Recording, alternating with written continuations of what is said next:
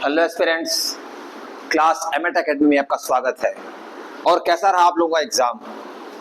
जैसा कि पिछले 10 दिन के अंदर यूपी ट्रिपल एससी का पेट एग्जामिनेशन और बिहार पीसीएस की पीटी दोनों संपन्न हुई हैं और आप लोगों ने मुझे पूरी उम्मीद है कि आप लोगों ने अपीयर हुए होंगे उस एग्जामिनेशन में।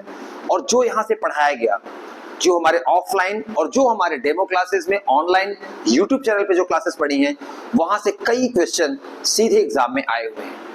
तो जो क्लास एमएट एकेडमी का संस्थान का हमारी वादा था आपसे, जो प्रॉमिस था, वो हमने पूरा किया।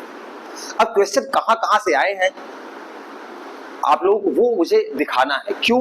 जिससे कि हमारे संस्थान की, हमारे इंस्टीट्यूशन की एक प्रामाणिकता साबित हो सके कि नहीं, जो यहाँ पढ़ाया जाता है। जैसे मैं हर क्लास में आपको बोलता था कि हमारी क्लास का विजन है कि हमें टू द पॉइंट लेके चलना है आपको, जहां से क्वेश्चन सीधे आए, हम उसी को लेके चल रहे थे। और जो आए हुए क्वेश्चन हैं वो इस बात का प्रूफ है कि सच में जो क्लास एमएट एकेडमी का विजन था, वो जो बीपीएससी और यूपी ट्रिपल एससी पेट के क्वेश्चन थे, वो दोनों मैच कर रहे हैं। और यही जो मैच है, यही आपके सक्सेस का रास्ता तय करेगी। तो अब हम चलते हैं, अपने समय को बिना गवाए देखते हैं कि यूपी ट्रिपल एससी पेट में कौन कौन से, जैसा कि वो पता है कि 4 पेपर हुए हैं यूपी ट्रिपल एससी में, 4 पेपर हुए हैं। 6 को 2 पेपर हुए हैं, शिफ्ट 1 शिफ्ट 2, और 7 को हुआ है शिफ्ट 1 शिफ्ट 2।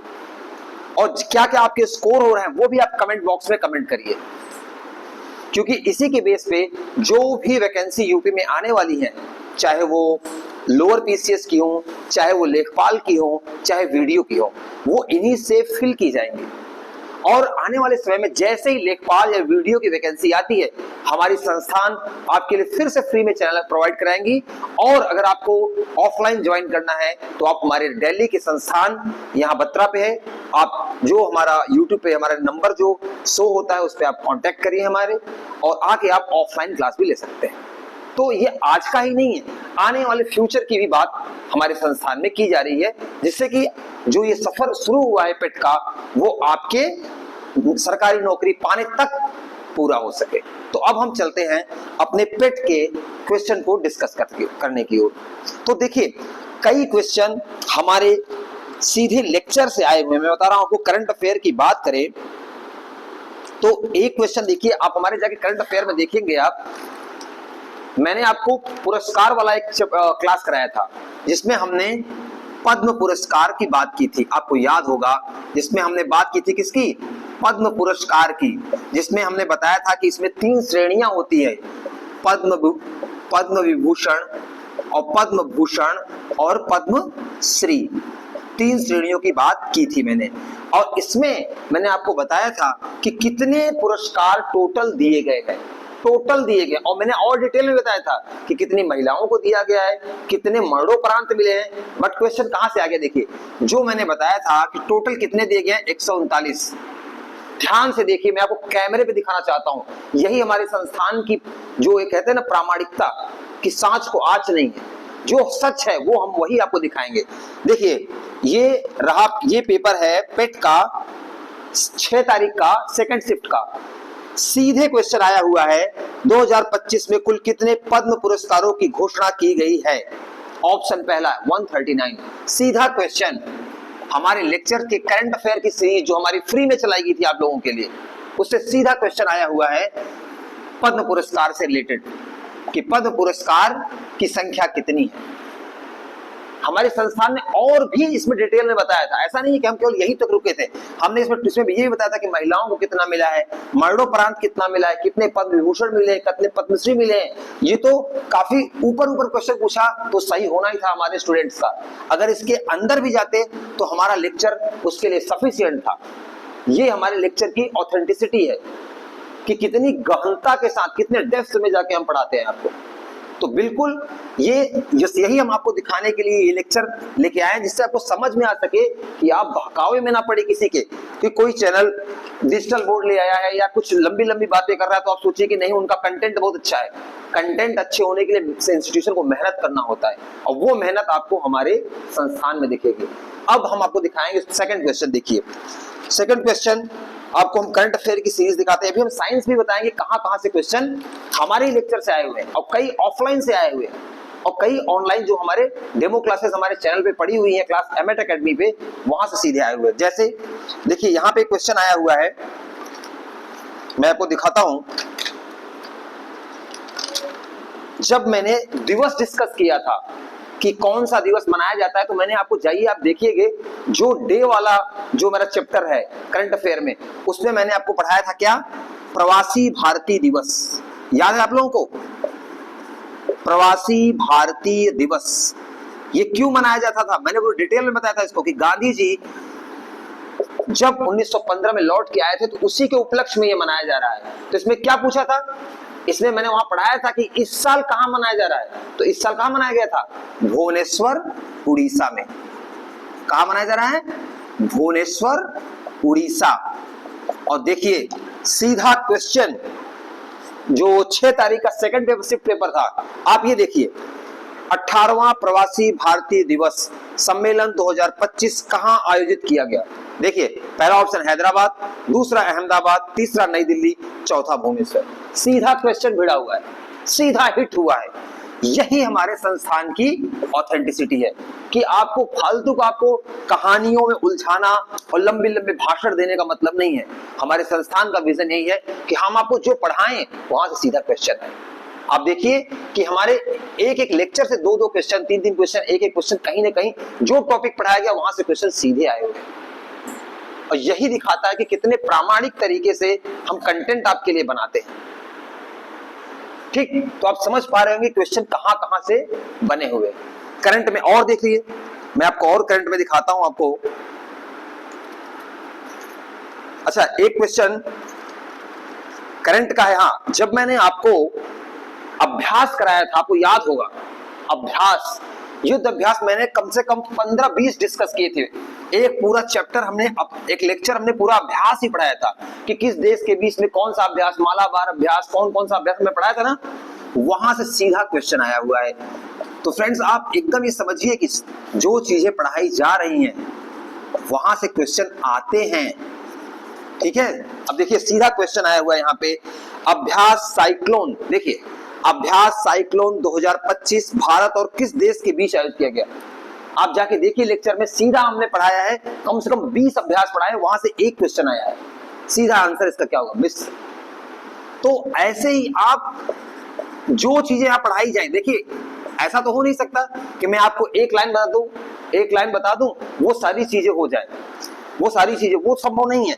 लेकिन जब मैं 15-20 चीजें बताऊंगा वहां से एक क्वेश्चन पक्का होगा। तो देखिए ये क्वेश्चन आप लोग देख पा रहे होंगे, मुझे उम्मीद है। अभ्यास साइक्लोन 2025 सीधा क्वेश्चन आया हुआ है।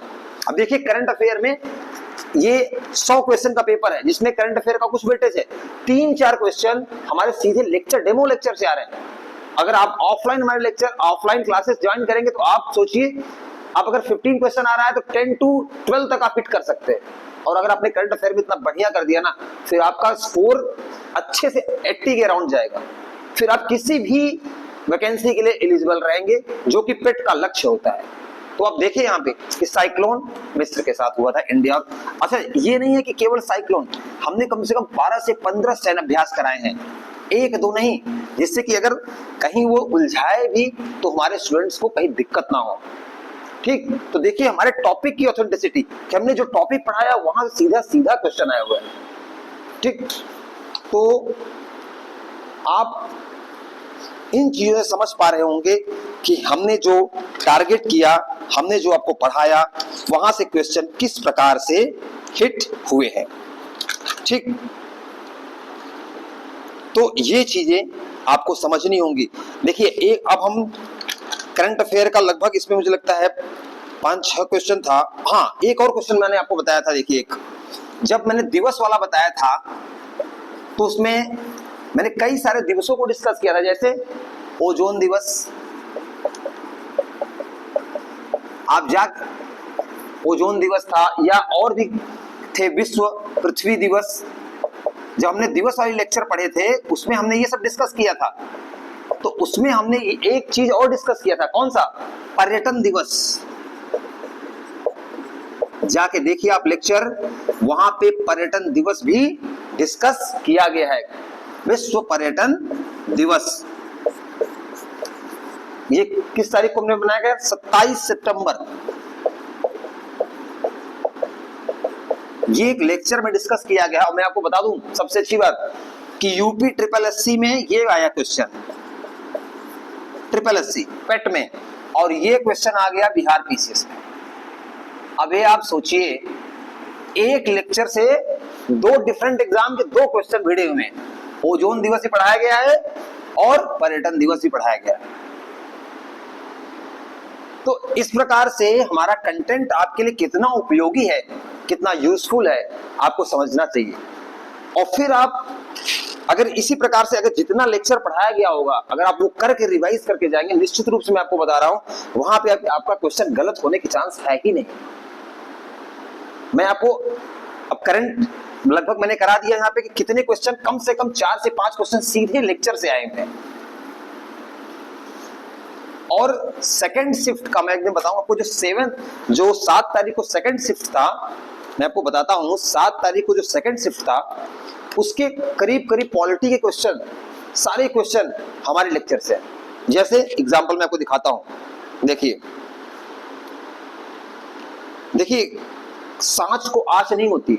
हमें झूठ नहीं बोलना कि हम ऐसे बोल दे कि हाँ सारे आए हुए हैं, वो कहने की बात नहीं है। हमें आपको दिखाना है कि हमारे इस लेक्चर में ये चीज दी गई है, और वो जाके आप देखेंगे बिल्कुल उसी जगह वो चीज मिलेगी। जैसे पॉलिटी में देखिए आप, क्वेश्चन आया हुआ है, जब हमने आपको पढ़ाया था आर्टिकल, इंपॉर्टेंट आर्टिकल वाला जो चैप्टर है, इंपॉर्टेंट आर्टिकल, आप जाके पॉलिटी हमारी जो प्लेलिस्ट है हमारे चैनल पे, वहां पे आप जाएंगे पॉलिटी वाले सेक्शन में, तो इंपॉर्टेंट आर्टिकल एक लेक्चर पूरा बना हुआ है 1 घंटे का। उसमें हमने क्या बताया था? आर्टिकल 44 यूनिफॉर्म सिविल कोड, जाके देखिए वो वहां लिखा हुआ है। और वहीं से क्वेश्चन सीधा आप देखिए, ये 7 तारीख के सेकंड शिफ्ट में क्वेश्चन आया हुआ है, 5वें नंबर का क्वेश्चन है। संविधान के अनुच्छेद 44 में कहा गया है कि भारत के पूरे क्षेत्र में राज्य नागरिकों के लिए क्या करेगा? समान कार्य, समान शिक्षा, समान वेतन या समान नागरिक संहिता। तो समान नागरिक संहिता क्या हो गया? Uniform civil code. तो ये क्वेश्चन सीधा कहां से आया हुआ है? ये क्वेश्चन सीधा हमारे जो इंपॉर्टेंट आर्टिकल वाला चैप्टर है वहां से हिट हुआ है। ये बताने का एक ही पर्पस है कि हमारी जो चैनल की ऑथेंटिसिटी है, जो उपयोगिता है, वो आपके लिए कितनी है, कितनी इंपॉर्टेंट है, जिसे आप समझ सके कि इधर उधर के लेक्चर में समय जाया करने से ज्यादा बेहतर है कि वहां आप फोकस करें जहां से आपके सीधे क्वेश्चन आए हुए। जैसे मैं आपको याद कराऊं, जब हमने अनुच्छेद वाला एक लेक्चर पूरा कंप्लीट किया था जिसमें हमने सारे अनुच्छेद डिस्कस किए थे, उससे तो आर्टिकल 14 का आया गया, और इसमें एक आया था आर्टिकल 129 जिसमें सुप्रीम कोर्ट को अभिलेख न्यायालय, ये भी क्वेश्चन आया पॉलिटी में। एक क्वेश्चन मैं आपको बताऊं बीपीएससी में आया है, सीधा क्वेश्चन बीपीएससी में जो हमने कौन सा कराया था, अनुसूची वाला चैप्टर, उसमें सीधा एक आ गया है मिलाने वाला। मैं आपको दिखाता हूं कि वो कहां क्वेश्चन है। यहाँ पे दिखाने का पर्पस एक ही है कि आप ये और कोचिंगों की तरह हमें ना समझे कि हाँ केवल यहाँ पे बातें कही जा रही हैं। यहाँ बातें कही नहीं जा रही, बातें कही और करी दोनों जा रही हैं। हमारे कथनी और करनी में कोई अंतर नहीं है। देखिए आप क्वेश्चन, ये है हमारा बुकलेट सीरीज ई का क्वेश्चन नंबर 60। मैं आपको दिखाता हूं, देखिए राज्यों में सीटों का आवंटन, चौथी अनुसूची, शपथ का, इसमें बोला है कौन सा सुमेलित नहीं है, ठीक है, शपथ का प्रारूप, तीसरी अनुसूची, संघ सूची 7वीं, और अनुसूचित क्षेत्रों का प्रशासन 6ठी अनुसूची। तो ये क्वेश्चन सीधा कहां से आया है? अनुसूची वाले चैप्टर से। आप जब पॉलिटी के लेक्चर 6 में जाएंगे ना, आप 6 लेक्चर में ये अनुसूची पूरी, वहां पे जितनी भी 12 की 12 अनुसूचियां हैं वहां पे मेंशन की गई। अब इसे देखिए, जैसे इसमें क्वेश्चन क्या है, राज्यसभा में सीटों का आवंटन। तो आपको पता है कि चौथा जो 4th शेड्यूल है उसमें क्या दिया गया है कि स्टेट का क्या पार्टिसिपेशन होगा राज्यसभा में, उसके बारे में है। जो शपथ का दिया गया है, ओथ का, वो किसमें दिया है? 3rd शेड्यूल में। संघ सूची कह रहा है 7वीं अनुसूची में। 7th शेड्यूल में क्या है, मैंने आपको पढ़ाया था जब अनुसूची शेड्यूल वाला चैप्टर पढ़ाया था। 7th शेड्यूल में क्या होता है, पावर का डिस्ट्रीब्यूशन स्टेट और यूनियन के बीच में। उसमें 3 लिस्ट बनती हैं, एक यूनियन, एक स्टेट, एक कंकरेंट। तो जो यूनियन वाली लिस्ट है उसी के बारे में पूछा गया है और ये इसी हमारे लेक्चर से दिया गया। और इसमें गलत क्या है, बोला क्या है, अनुसूचित क्षेत्रों का प्रशासन 6ठी अनुसूची। देखिए अगर आपने डिटेल से उसको पढ़ा होगा हमारे लेक्चर को, तो उसमें सीधा दिया गया है, मैंने क्या आपको बताया था कि 5वीं में क्या दिया है, 5th शेड्यूल और 6th में। 5th में दिया गया है schedule caste and schedule tribe के लिए जो क्षेत्र है, और इसमें 6ठे में क्या है, असम, त्रिपुरा, मेघालय और मिजोरम। इनसे रिलेटेड राज्य, इन राज्यों से रिलेटेड जो शेड्यूल कास्ट के क्षेत्र है उनका डिस्कशन किया गया है 6 में। जबकि यहाँ क्या कह रहा है, अनुसूचित क्षेत्रों का प्रशासन, ये राज्यों को मेंशन नहीं कर रहा है, इसलिए गलत हो गया। मैंने आपको बताया था वहां पे कि आप चारों राज्यों का नाम याद रखिए, क्योंकि कई बार क्वेश्चन में राज्य भी पूछे जाते हैं।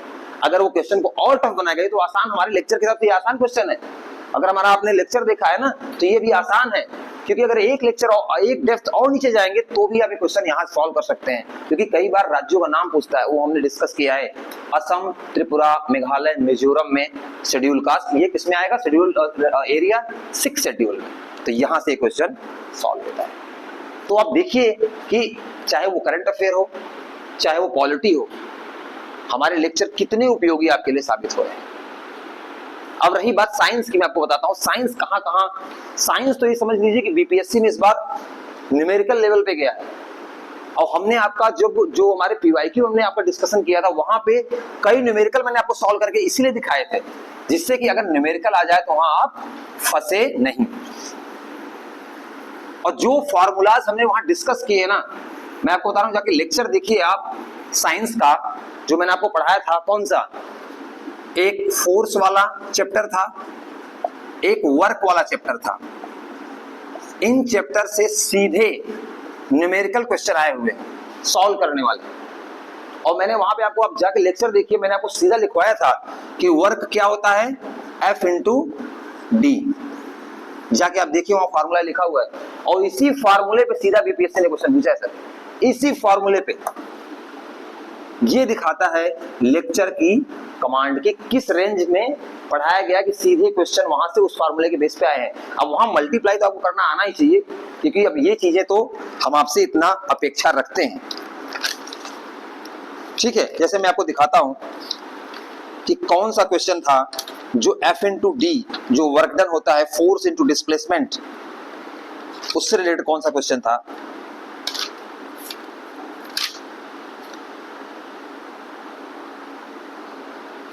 हाँ, ये क्वेश्चन देखिए है, क्वेश्चन दिया गया थोड़ा सा, देखो क्वेश्चन में क्या होता है, थोड़ी लैंग्वेज चेंज करता है, तो उतनी आपको समझ होनी चाहिए।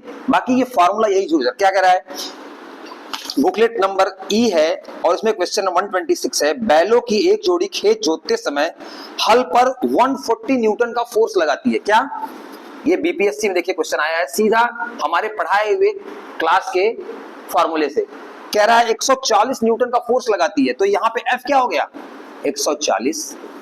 फिर कह रहा है कि जोता गया खेत कितना है, 15 मीटर लंबा। तो मतलब जो डिस्टेंस है या डिस्प्लेसमेंट जिसको कह रहे हो वो कितना है, 15 मीटर। अब कह रहा है कि जोतने में किया गया कार्य, तो वर्क क्या हो गया, F इंटू डी। कुछ नहीं करना था, आपको बस गुणा आना चाहिए। अगर आपको मल्टीप्लिकेशन आता है तो बीपीएससी का एक क्वेश्चन इसी फार्मूले बेस्ड था। आप मल्टीप्लाई कीजिए, 0 15 चौका 60, 6 15 क्या 15 6 21, सीधा 2100 जूल। और देखिए आंसर 2100 जूल, सी ऑप्शन। सीधा क्वेश्चन बीपीएससी का, हमारे लेक्चर में जो फार्मूला बताया गया सीधा उस पे बेस।